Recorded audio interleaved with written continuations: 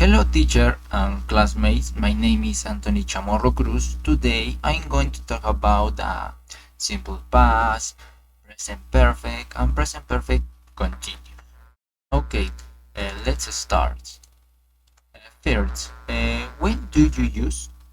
Okay, simple past, we use a simple past for actions that began and ended in the past.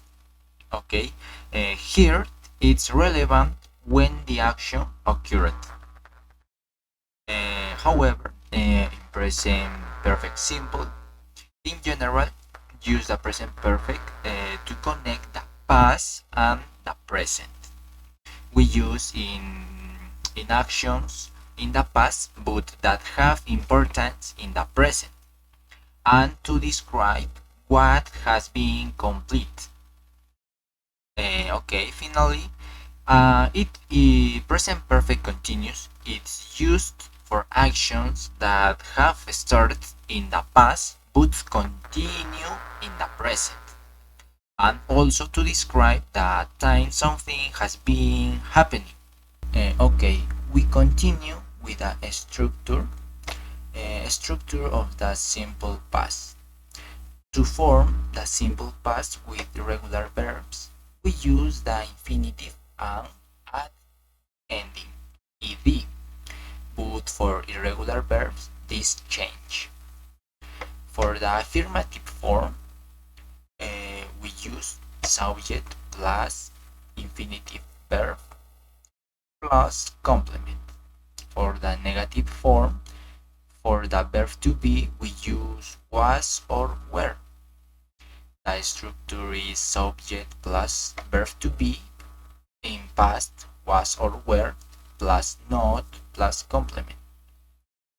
Now for the other verbs, the structure is subject plus auxiliary verb to do in past, in this case is did, plus not plus infinitive verb plus complement.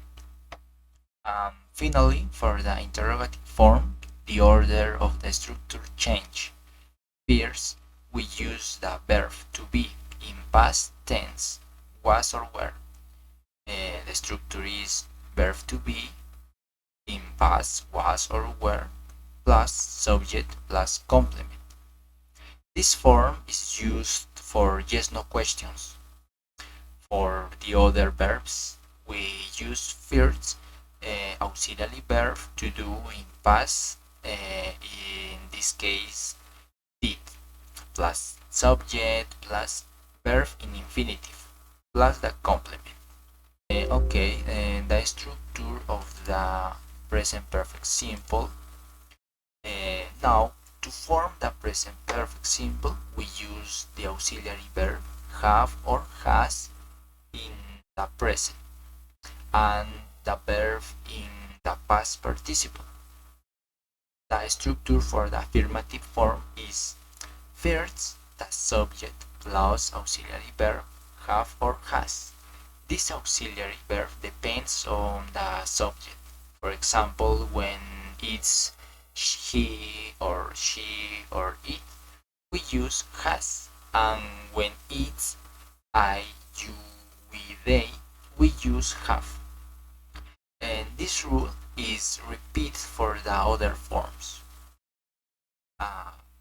And also plus verb in past participle plus complement. And for the negative form, the structure is subject plus auxiliary verb have or has plus not plus verb in past participle plus complement. And finally, for the interrogative form, first we use auxiliary verb have or has plus subject plus verb in past participle. The structure of the simple past, present perfect simple, and present perfect continuous is not so difficult. It's easy to understand, but in my case, with a long text, I can't identify them easily. It's terrible. Okay. Now we continue with the examples. First, for the simple past, the keys were on the kitchen table. Another example is she wanted to dance. Good examples are in the affirmative form. Then other example, she wasn't a doctor. They didn't learn English. Good examples are in the negative form. The examples are in their abbreviative form. You can also say she was not and they did not. And finally, did you buy a blue car? And were the keys in the drawer? In this case, good examples are in the interrogative form. We continue with the present perfect simple. And they have learned English. It can also be said in its abbreviative form. In this case, they have or they've. Another example, she has gone to work. In the abbreviative form, she has or she's. Good examples are in the affirmative form. Other examples, he hasn't worked in many different places. I haven't talked to Peter. Good examples are in the negative form. And finally, have you talked to Peter? And has she gone to work?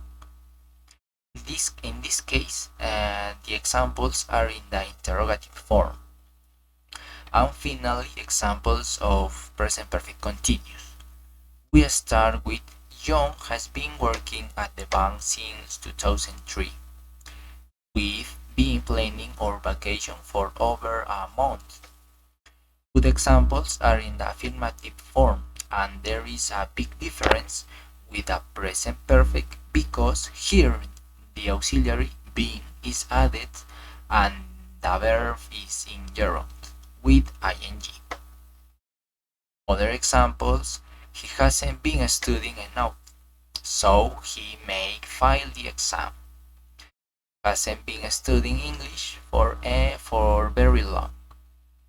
In this case, good examples are in the negative form.